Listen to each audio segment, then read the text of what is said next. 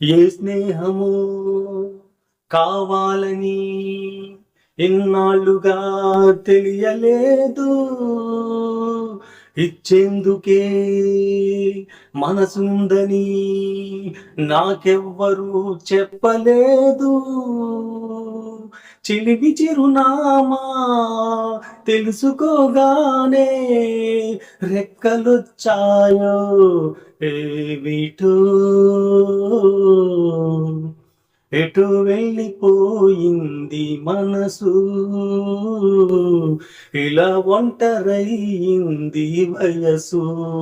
ఓ చల్లగాలి ఆచూకి తీసి కబురియలేవా, ఏమయిందో, ఏమయిందో, ఏమయిందో.